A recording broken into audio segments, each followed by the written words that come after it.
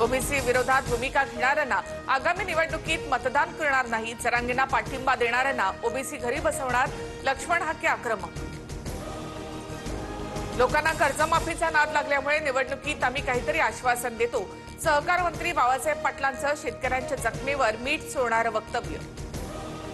कुणाच्याही भावना दुखावण्याचा हेतू नव्हता, दूध आणि दुधाची संबंधित योजना शेतकरी कर्जमाफीत बसत नसल्यामुळे वक्तव्य।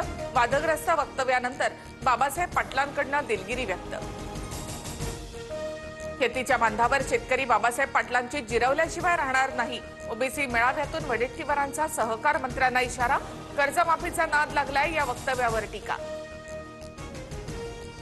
आमदार खासदारांना पक्ष सोडण्यासाठी 100 कोटी मिळतात, मग शेतकऱ्यांना 50 ते 100 कोटी मिळाले तर ते कर्जमाफी मागणार नाहीत, संजय राऊतांची खोचक टीका।